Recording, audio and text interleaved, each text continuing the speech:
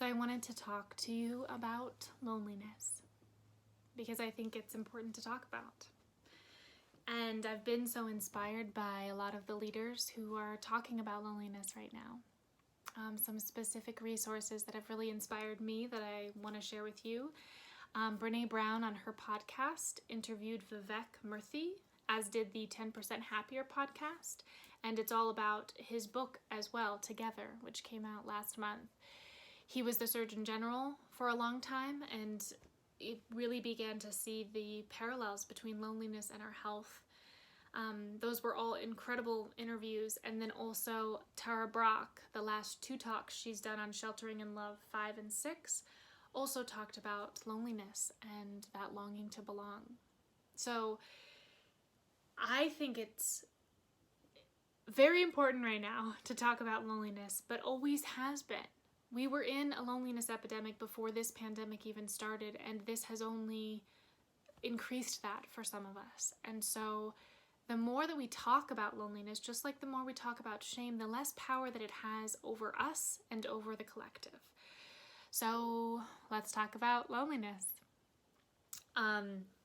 For me, I've gotten more curious about loneliness recently because it's something that's not unfamiliar to me, but it's something that recently, especially with this journey, coming and meeting myself in a different way and feeling that vulnerability underneath and really allowing it to be such a bridge to healing, especially the relationship I have with me. So I want to offer you some of the awesome things I gleaned from those talks and also my experience, and then also some bridges back to belonging, because loneliness in its core is forgetting that we belong to ourselves, to others, to each other, to this planet. And it's this real pain of separation. We can feel separate within our being too. And I think that it's important to know that this loneliness is wired in our DNA. We are pack animals.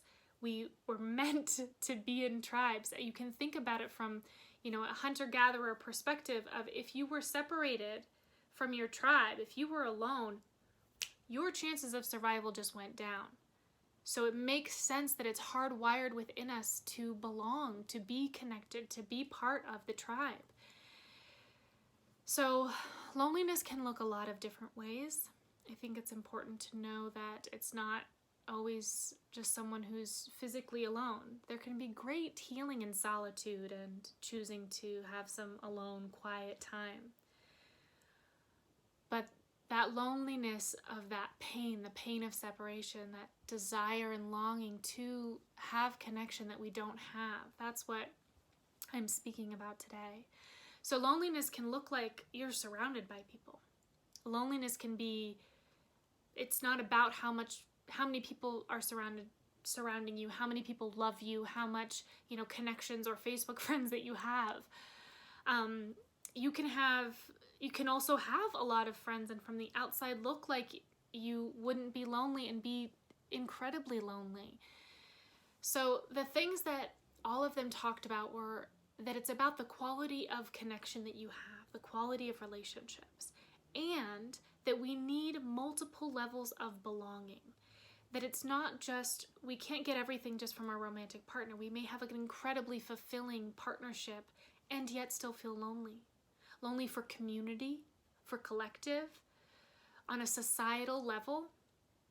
And so if we don't understand that, if we don't know that, if we don't sense that as a cue of, I need to reach out and have more community and connect with more of my friends in a deeper way, then we might perceive, or our partner might perceive, that the relationship is failing in some way, that they're failing in some way. We were never meant, Esther Perel, I love her. I was listening to her a long time ago on her book, Mating in Captivity. And she talks about how it's insane how we expect one person to do what an entire village used to do. And so I think it's important to recognize when you're feeling lonely that it could be in different areas of your life.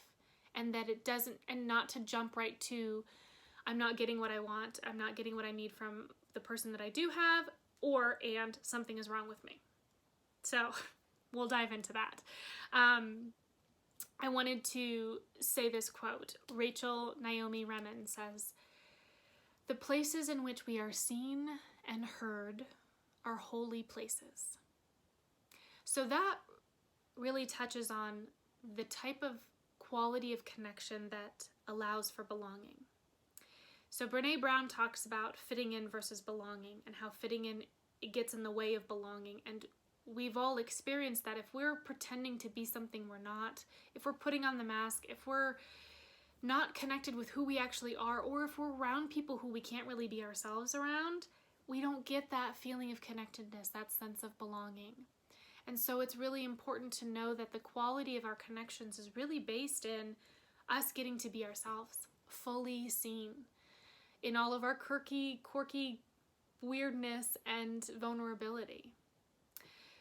So when I'm alone, when I'm lonely, I feel like I'm the only one. I feel that the weight of the world is on my shoulders. I feel really separate, and I feel that something is wrong with me. And underneath that I'm unlovable. So that's the thing that I want to talk about that gets pretty sticky, that I think we can all relate to, is that shame goes hand in hand with loneliness.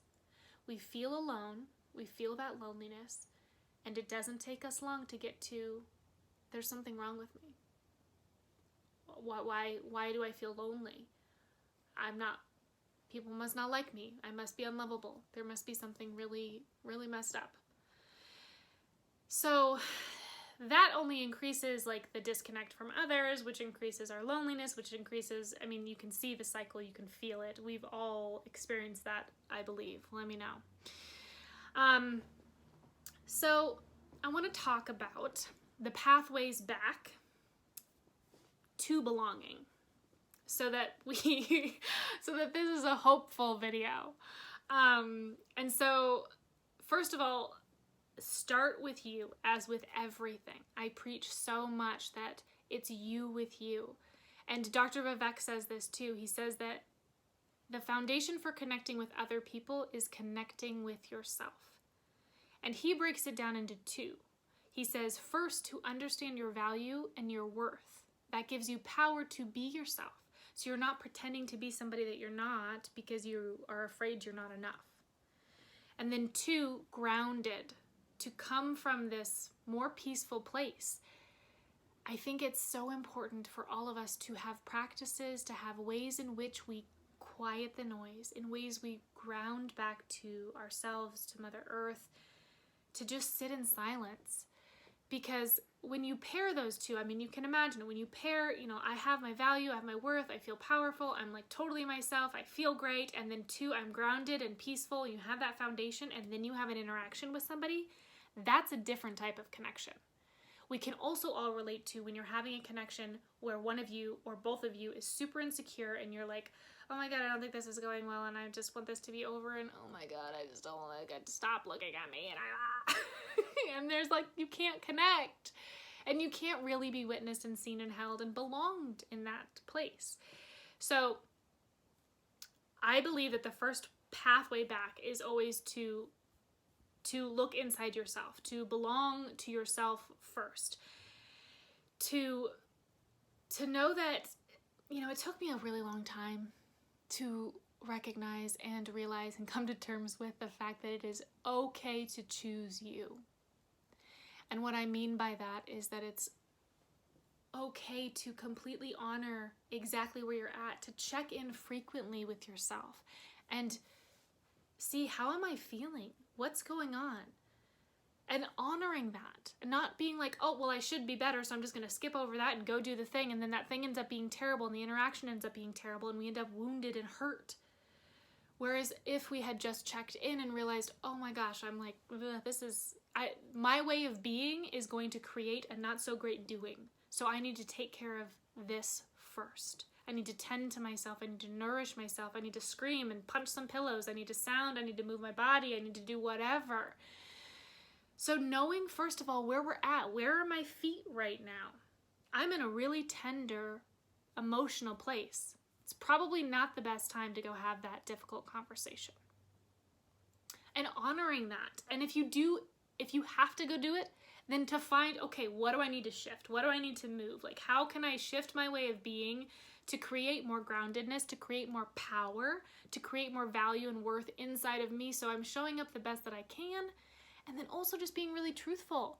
Like saying, I'm having a kind of a stressed day. I feel anxious. I feel emotional. I feel a bit tender. And just putting it out there. Because we all, like, this I got this face.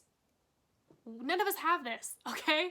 Like, we are all doing the best we freaking can. And the more we own up to that, then the more that we give permission for others to, and the more that we all just get to be ourselves, how we are, where we are, which, belonging. Okay, so some other ways.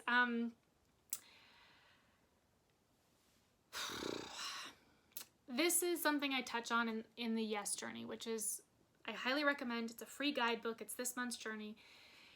Is saying yes to the loneliness, is really meeting yourself and sitting right there. Because especially with loneliness, but with a lot of things, our first go-to is, I don't want to feel it, stuff it down, reach for something that's going to make me feel better, deny, should, all of those things.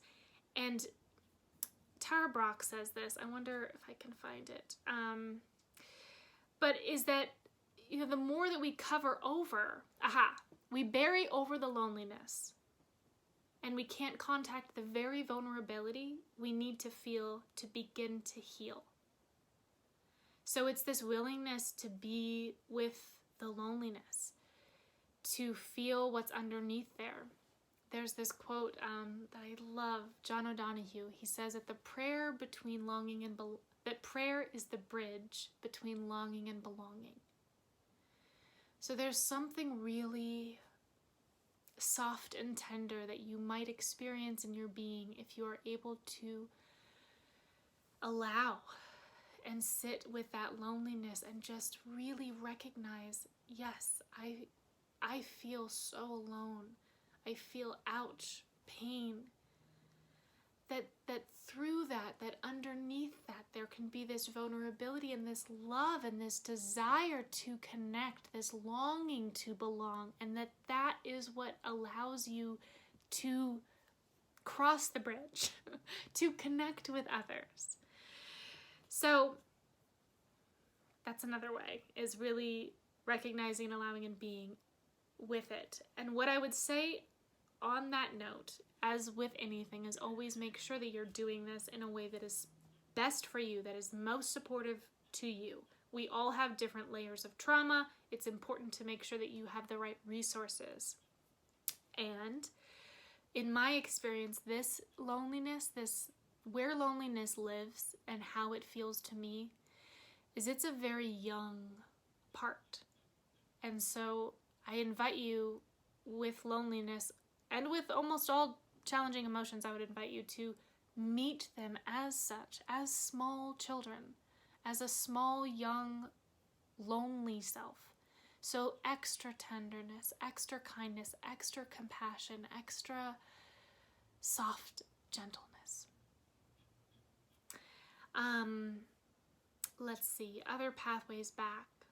So Brene talks about this a lot, right? The courage to be vulnerable.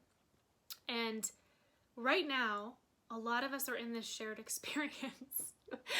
And so reaching out and just honoring each other, like, evolutionarily speaking, like I'm saying, like, belonging is just as important as hunger and food and water. And if you were dying of thirst, you wouldn't be super embarrassed to be like, I'm thirsty, but we're super embarrassed to say I'm lonely. And so it's just having that courage to just, hey, guess what? I really feel alone right now. Can we talk? Or do you want to FaceTime? Or whatever. Because there's this teaching story that talks about wellness, like talks about healing as moving from I, illness, I, to wellness, we. Moving from I to we.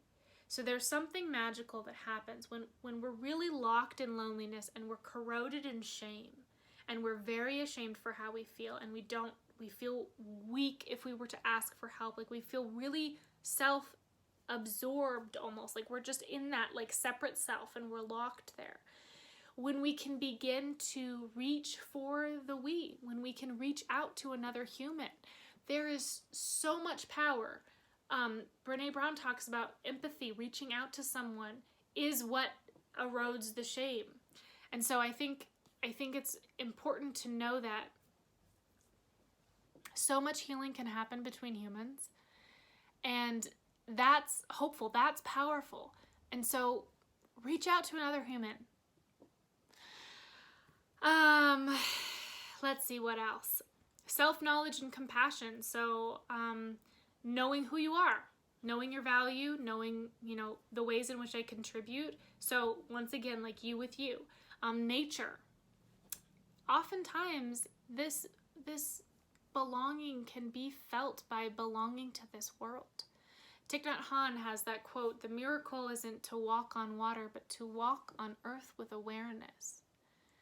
So to feel the ground, to feel Mother Earth holding you, to feel that you're a human standing on this planet, that you belong here. So I hope that was helpful. I feel like it was a little sporadic, but it's because this topic is so broad, and I'm sure I will talk more about it and dive into more refined ways of guiding you and supporting you in this. But I just wanted to open the subject up because it's important, and I highly recommend checking out those resources. And I just want to say that you are not alone, and you belong, and you matter. And if you can pay that forward to someone else, to let them know that they belong, that they matter, and that they are part of this. We're all part of this. And it's just that we forget. It's not that it goes away. It's not that we lose our belonging. We just forget. And as with so many of the journeys, it's just a process of remembering. So find someone who perhaps has forgotten, or if you've forgotten, remind yourself, and find that connection with you. Start there. I think that is always the most powerful place to start, is you with you. And then reach out to others. We have this beautiful opportunity right now in this free fall of uncertainty, in this crazy time where everything's being flippity-floppities. It's a beautiful time to reorganize, to realign, to just reevaluate, reconnect in a new way, a more intentional way.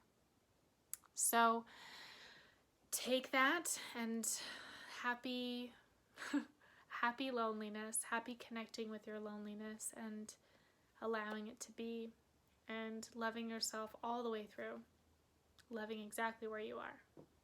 Mwah.